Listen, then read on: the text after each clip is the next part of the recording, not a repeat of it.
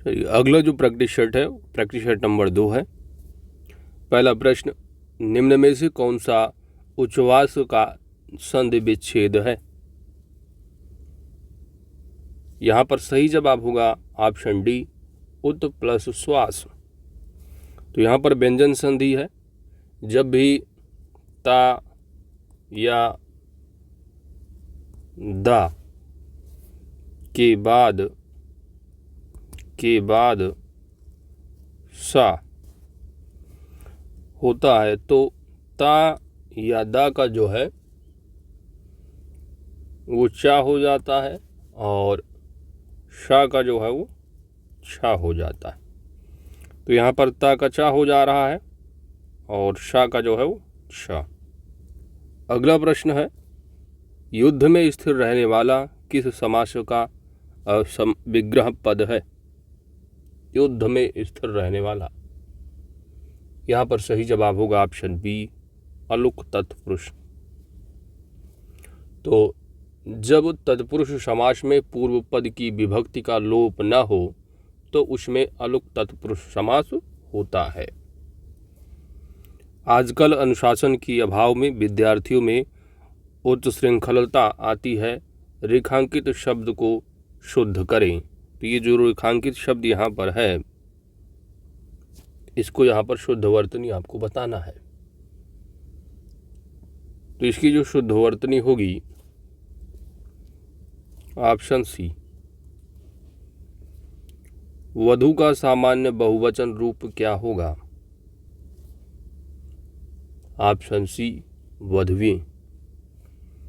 अगला है, नोट दिए गए विकल्पों में से कौन सा सुमेलित है? दिए गए विकल्पों में से कौन सा सुमेलित है आपको बताना है।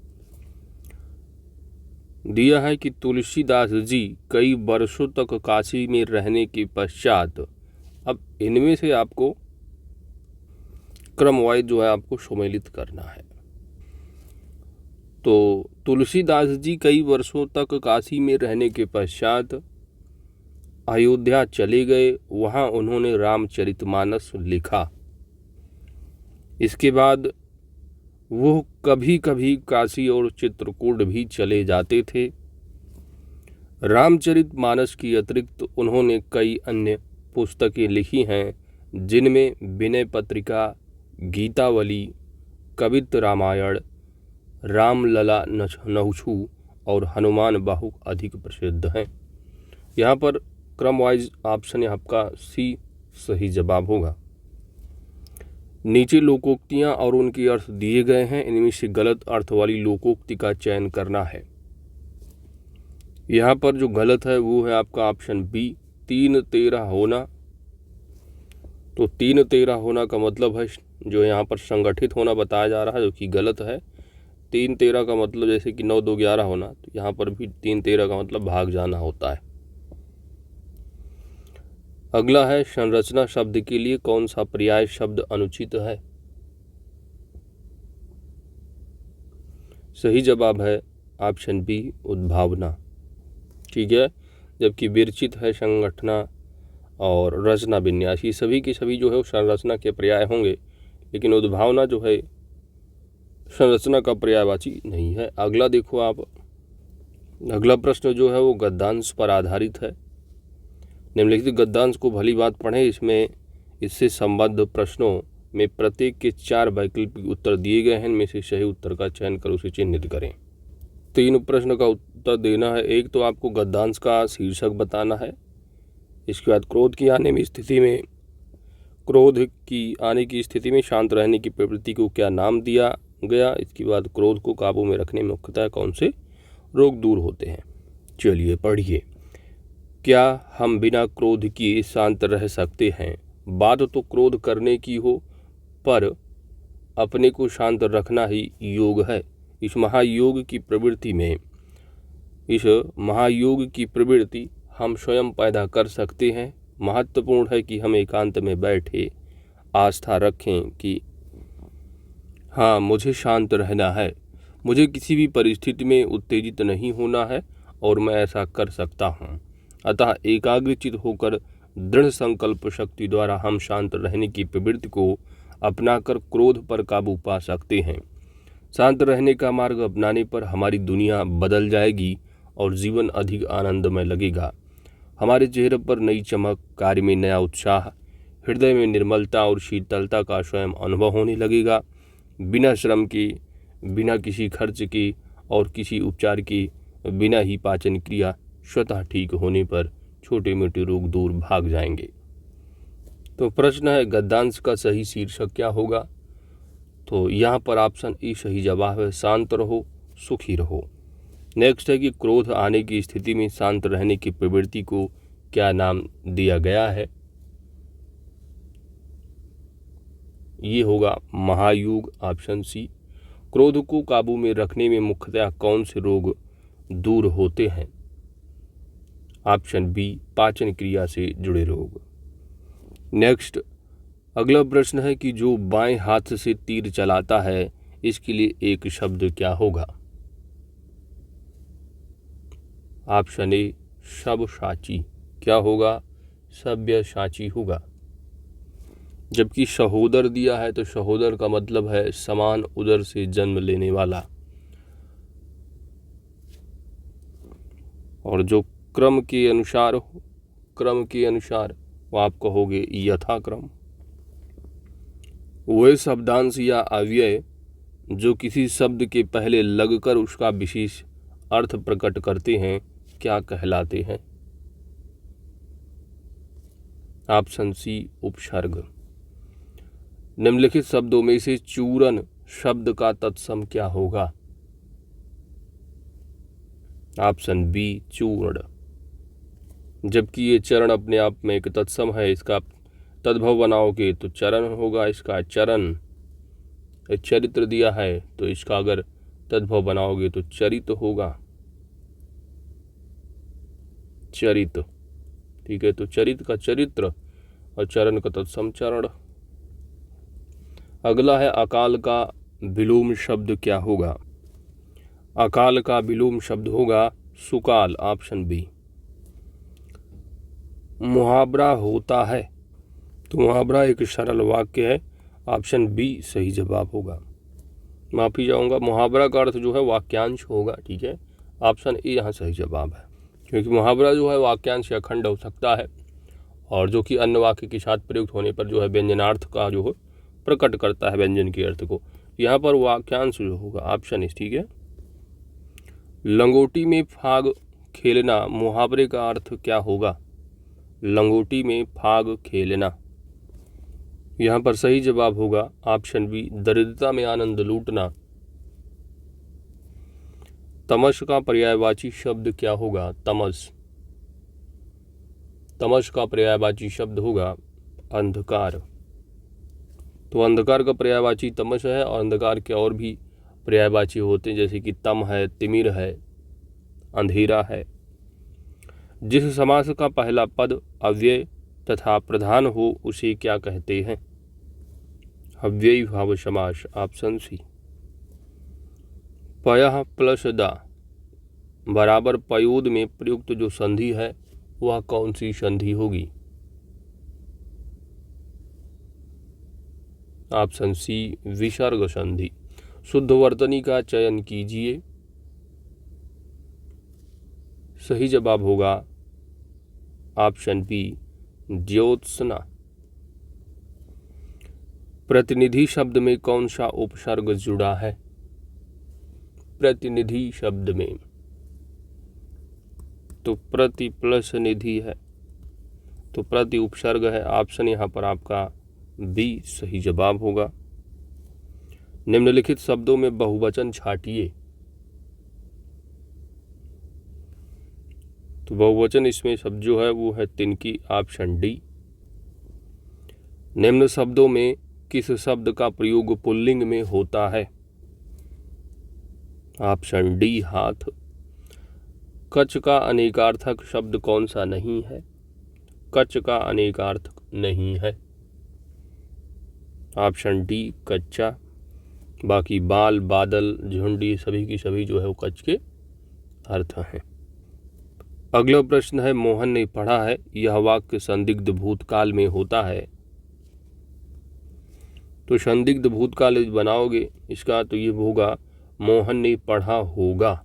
ऑप्शन सी सही जवाब होगा। बाकी मैथ के लिए आप लोग टेलीग्राम को ज्वाइन कर लीजिए, वहाँ पर आपको प्रश्नों के साथ जो 25 प्रश्न है और साथ ही सॉल्यूशन भी प्रोवाइड कर दिया जाता है।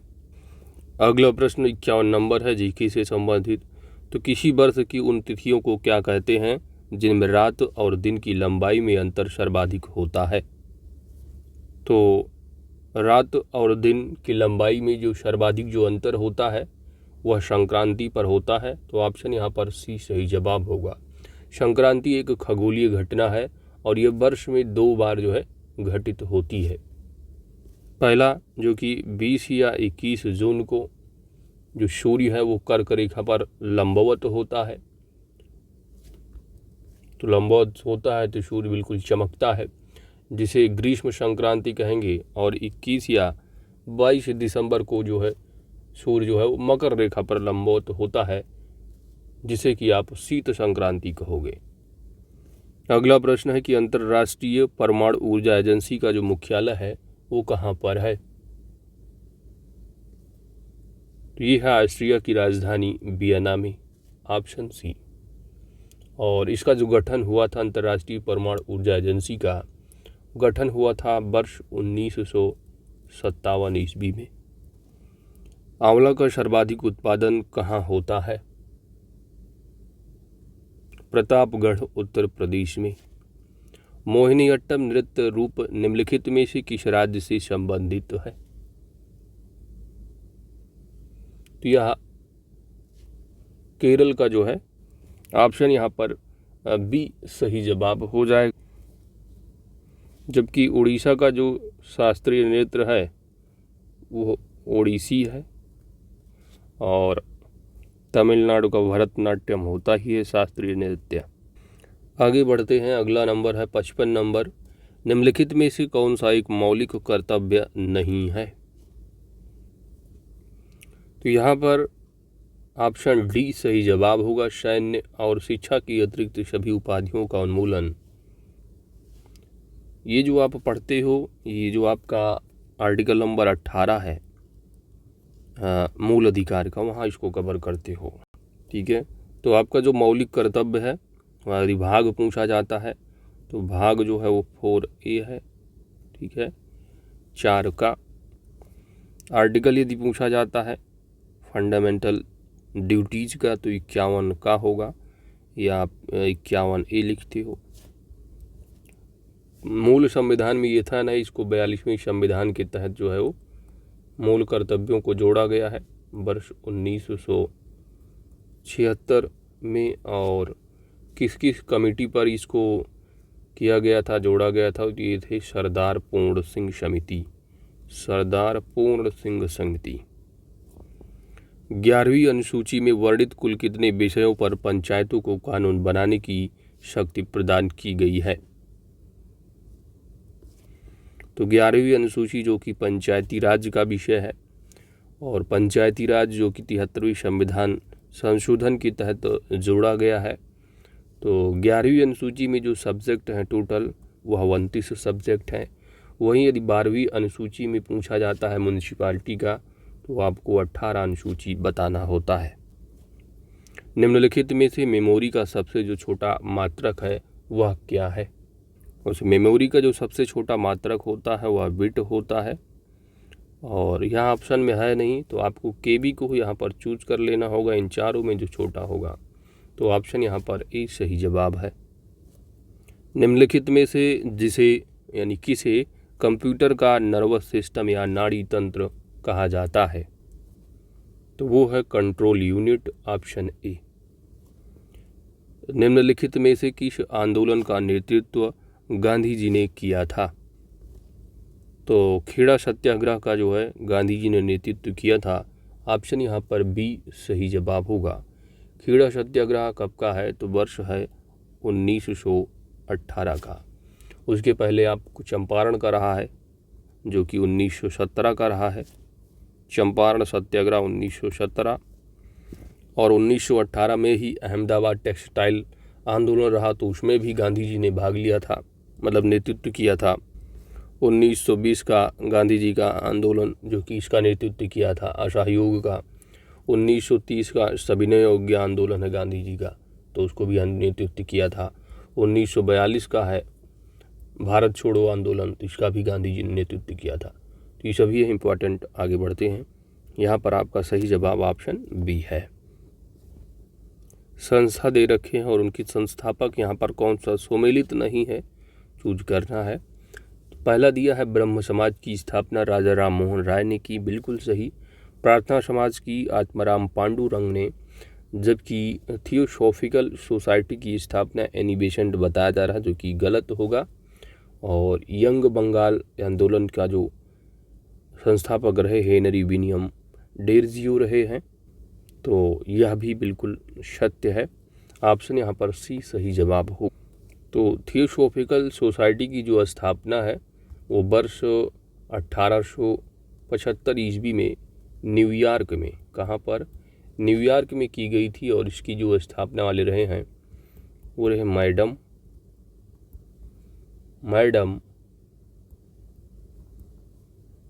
ब्लावत्स्की, कर्नल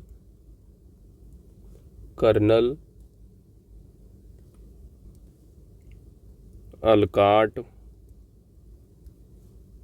तो ये कर्नल अलकाट हो गए, मैडम ब्लावत्स्की हो गए, और एक अन्य थे दैट इज विलियम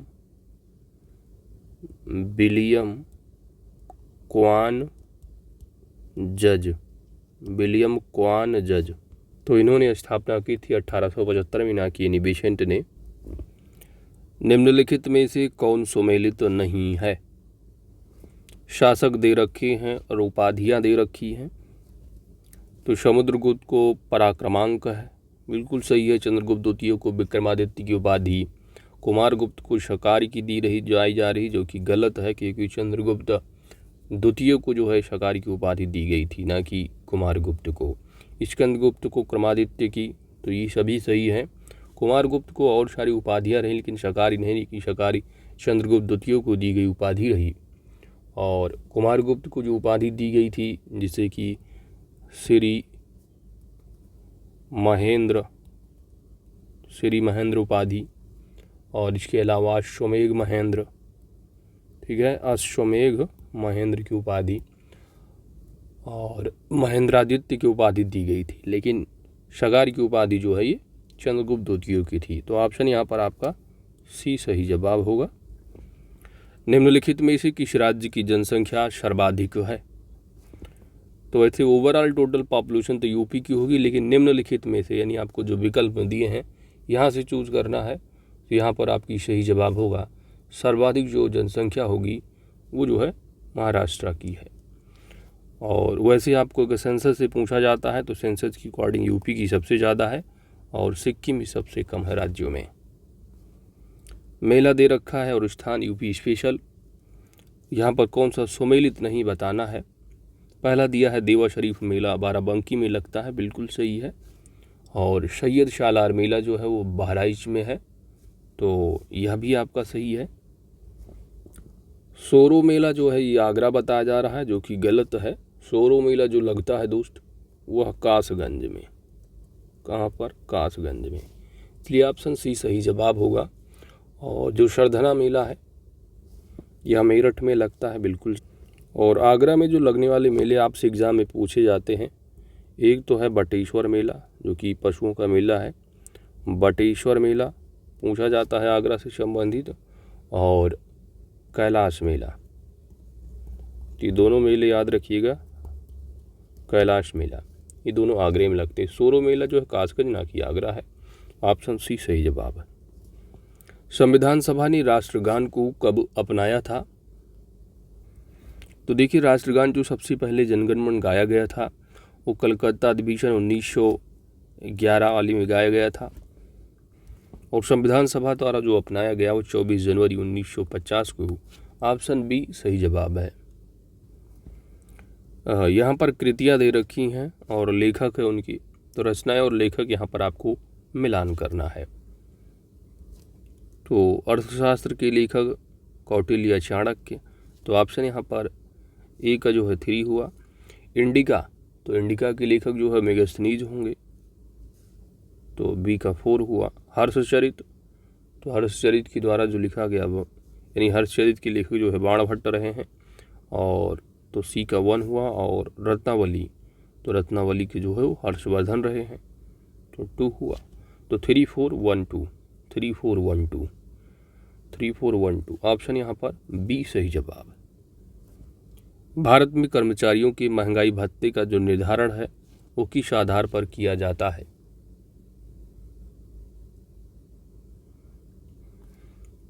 तो जो CPI है, कंज्यूमर प्राइस इंडेक्स, ऑप्शन यहाँ पर आपका सी सही जवाब है, उपभोक्ता कीमत सूचकांक। उत्तर प्रदेश में बुक्सा जनजाति कहाँ रहती है? तो बुक्सा या भोक्सा जो भी पूछा जाता है आपसे, आप बिजनौर लगाओगे, ऑप्शन डी। निम्नलिखित में से किस धातु मिश्रण को अमलगम कहेंगे? ऑप्शन डी, पारा जस्ता। निम्नलिखित में से किसके कारण प्लेग होता है? सही जवाब होगा ऑप्शन डी, पास्चुरेला पेस्टिस। निम्नलिखित में से कौन सी क्रिया माइटोकॉन्ड्रिया के अंदर संपन्न होती है? यहाँ पर सही जवाब होगा ट्राइकार्बोक्सिलिक एसिड चक्र, ऑप्शन सी। झूलती मीनारों वाली एक मस्जिद भारत के किस शहर में स्थित है? ऑप्शन बी, अहमदाबाद में। राष्ट्रीय युवा दिवस किस दिन मनाया जाता है? राष्ट्रीय युवा दिवस पूछा जा रहा है। यहाँ पर सही जवाब होगा ऑप्शन डी, 12 जनवरी को। और जो वर्ष 2022 में मनाया गया है, थीम जरूर याद रखिएगा, और थीम है इसकी it's all in the mind. तो हर साल राष्ट्रीय युवा दिवस 12 जनवरी को मनाया जाता है। 2022 की जो थीम है वो है it's all in the mind. Tokyo Olympic 2020 में पहला जो स्वर्ण पदक है वह किसने जीता है? तो ये है चाइना के यांग क्यूआन, ऑप्शन यहाँ पर ई सही जवाब है। टोक्यो ओलंपिक का जो आयोजन रहा है वो 23 जुलाई 2021 से लेकर के 8 अगस्त 2021, तो 23 जुलाई और 8 अगस्त 21 की जो है मध्य जो है जापान की राजधानी टोक्यो में जो है आयोजित किया गया था। और इसका जो ध्येय वाक्य रहा है टोक्यो ओलंपिक का वह था यूनाइटेड, ध्येय वाक्य, ठीक है, पूछा ही जाता है एग्जाम में। तो United, excuse me, United by emotion, United by emotion. Tokyo Olympic में जो उद्घाटन समारोह में रहे, इसमें भारतीय ध्वजवाहक जो है हॉकी कप्तान मनप्रीत सिंह, हॉकी कप्तान मनप्रीत सिंह, जबकि महिला मुक्केबाज जो है वो मैरी कॉम रही हैं। वहीं समापन में ध्वजवाहक जो रहे बजरंग पुनिया रहे। अगला प्रश्न है निपुण भारत अभियान के तहत, और यहाँ पर आप बताना है कि कौन सा कथन सत्य है निपुण भारत अभियान के तहत। तो राष्ट्रीय संचालन समिति का गठन स्कूल शिक्षा और साक्षरता विभाग द्वारा अभियान के संचालन के लिए किया गया है, बिल्कुल सही है, और यह शिक्षा की प्रगति का विश्लेषण करने का प्रावधान करता है, यह भी सही है।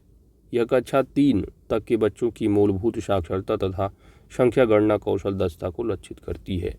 तो निपुण भारत अभियान इसी संबंधित है, तो सभी की सभी सत्य कथन है, ऑप्शन डी। और निपुण भारत अभियान की जो शुरुआत की गई है वो तत्कालीन रहे केंद्रीय शिक्षा मंत्री रमेश पोखरियाल निशंक 5 जुलाई 2021 को। किस संस्थान ने the state of food and agriculture that is sofa 2021 report जारी की है? तो ये जो बेसिकली जो रिपोर्ट है वो विभिन्न देशों के कृषि तंत्र की स्थिति तथा खाद्यान्न उपलब्धता को ध्यान में रखकर तैयार की गई रिपोर्ट होती है, और ये जो है संयुक्त राष्ट्र खाद्य एवं कृषि संगठन के द्वारा जारी की जाती रिपोर्ट है, ऑप्शन ई सही जवाब है। अगला जो प्रश्न 76 से 100 होंगे वो आपके ग्राम समाज से संबंधित। तो पहला प्रश्न है कि उत्तर प्रदेश का जो मलिहाबाद वह किस लिए प्रसिद्ध है। तो जैसा कि जानते हैं 25 प्रश्न में आपको 10 से 12 प्रश्न जो है खासकर यूपी स्पेशल से ही मिल जाते हैं। यहाँ पर आपका सही जवाब होगा मलिहाबाद की बात की जा रही तो मलिहाबाद का आम है। यहाँ पर सही जवाब ऑप्शन सी होगा दशहरी आम के लिए। जाटों के रहने की जगह को क्या कहा जाता है। तो जाटों की रहने की जगह को गुढ़ा कहते हैं। ऑप्शन ए सही जवाब है। निम्नलिखित में से दुर्बल वर्ग कौन नहीं है। तो जो लघु सीमांत कृषक हैं वह दुर्बल वर्ग के अंतर्गत नहीं आते हैं। भारतीय समाज में कुछ समूह सामाजिक व आर्थिक दृष्टि से पिछड़े हुए हैं जिन्हें दुर्बल या कमज़ोर वर्ग कहा जाता है। तो यहाँ पर आपका इसके अंतर्गत दुर्बल वर्ग में आएंगे अनुसूचित जाति, औद्योगिक श्रमिक हो गए, अनुसूचित जनजातियाँ हैं, ओबीसी हैं, महिलाएं हैं, श्रम वर्ग को, इन सभी को शामिल किया जाता है। लेकिन लघु सीमांत कृषक शामिल नहीं होते हैं। ऑप्शन ए सही जवाब है।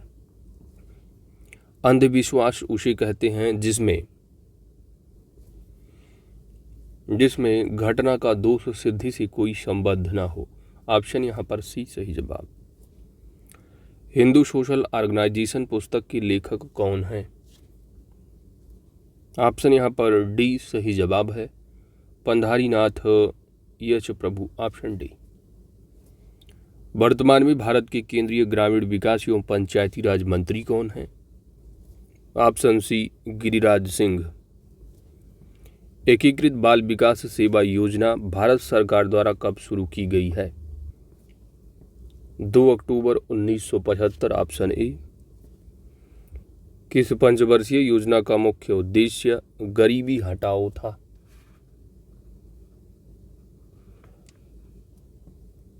ऑप्शन यहाँ पर बी सही जवाब है 5वीं पंचवर्षीय योजना, जिसका समय जो रहा है 1974 से लेकर के 1979 तक।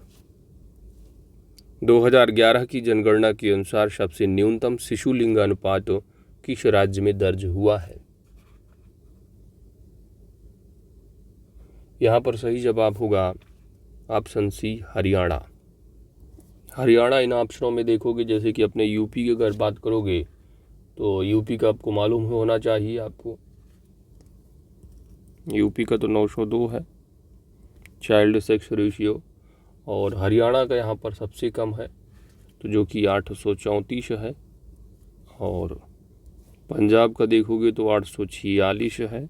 तो खासकर अपने यूपी का आप याद रखिए और सबसे कम हरियाणा। अगला है भारत में निर्धनता का कौन सा कारण अधिक उपयुक्त नहीं दिखाई देता है।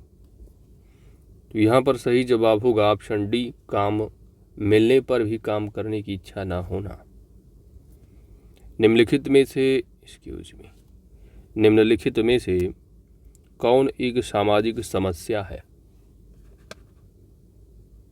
तो यहाँ पर सही जवाब ऑप्शन बी अस्पृश्यता। नेक्स्ट है अपराध एक अवधारणा है तो सामाजिक। Option A. निम्नांकित में से कौन एक सामुदायिक विघटन की श्रेणी में सम्मिलित नहीं होता है। ऑप्शन बी तलाक। वर्तमान भारत में ग्रामीण नेतृत्व का निर्धारित करने वाला प्रमुख जो कारक है वह कौन सा है। सही जवाब होगा ऑप्शन बी आर्थिक। ग्रामीण नेतृत्व के उभरते प्रतिमान की कौन सी विशेषता नहीं है। तो ग्रामीण नेतृत्व के उभरते प्रतिमान की जो विशेषता नहीं है, यहाँ पर सही जवाब होगा दोस्तों उच्च वर्ग की प्रधानता व प्रमुखता। Option C. उत्तर प्रदेश जमींदारी उन्मूलन व भूमि सुधार अधिनियम कब लागू हुआ।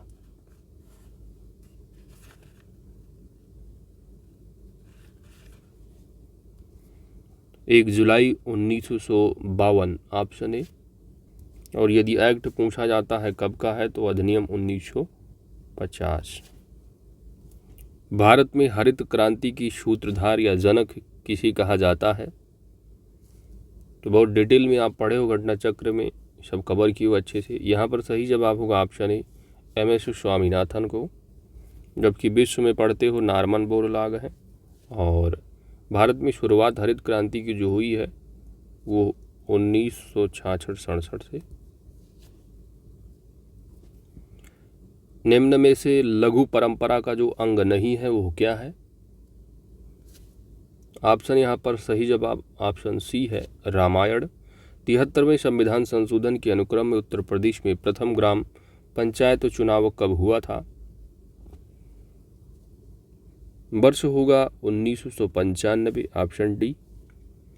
भारतीय ग्रामीण समाज में ग्रामीण विकास कार्यक्रमों की परिणाम स्वरूप निम्नलिखित में से कौन सी सर्वाधिक अवांछित स्थिति उत्पन्न हुई? सही जवाब होगा ऑप्शन डी, बी, कृषिकरण। महालवाड़ी व्यवस्था की अवधारणा किसने दी थी? तो महालवाड़ी की जो व्यवस्था की कॉन्सेप्ट अवधारणा है वो हाल्ट मैकेंजी, ठीक है, हाल्ट मैकेंजी। ऑप्शन यहाँ बी सही जवाब है। महालवाड़ी व्यवस्था में लंबरदार किसको कहा जाता था? तो महालवाड़ी व्यवस्था में जो लंबरदार होते थे वो गांव की मुखिया होते थे। ऑप्शन यहाँ पर ए सही जवाब होगा। और यही लंबरदार जो है गांव से जो है लगान वसूलते थे और कंपनी को जाके देते थे। अगला है कि भारत में जमींदारी प्रथा किस काल में विकसित हुई थी? ऑप्शन यहाँ पर ए सही जवाब है, ठीक है। तो यहाँ जागीरदारी प्रथा है, जागीरदारी प्रथा। तो जागीरदारी प्रथा जो है वो मुस्लिम शासन काल में विकसित हुई थी। जागीरदारी प्रथा में जो है व्यवस्था होती थी कि जो लगान वसूल करना है उसकी जिम्मेदारी वो प्रशासन के किसी बड़े अधिकारी की होती थी। अगला है आपका दीनदयाल अंत्योदय योजना का उद्देश्य। यहाँ पर सही जवाब होगा दीनदयाल अंत्योदय योजना का उद्देश्य है आजीविका के अवसरों में वृद्धि कर शहरी और ग्रामीण गरीबी को कम करना, ऑप्शन ए। और सेट नंबर 2 का अंतिम प्रश्न है कि निर्मल भारत अभियान कार्यक्रम का जो उद्देश्य है वो क्या है? तो यहाँ पर सही जवाब है ऑप्शन ए, खुले स्थान पर मल त्याग की पारंपरिक प्रथा का समापन। और निर्मल भारत अभियान की जो शुरुआत है दोस्त वह 1 अप्रैल 2012 को शुरुआत की गई थी। तो इन्हीं प्रश्नों के साथ आपका सेट नंबर 2 कंप्लीट होता है। मैथ के लिए आप टेलीग्राम चैनल को ज्वाइन कर लीजिए, वहाँ पर आंसर की प्लस मैथ के जो सॉल्यूशन होंगे आपको मिल जाएंगे।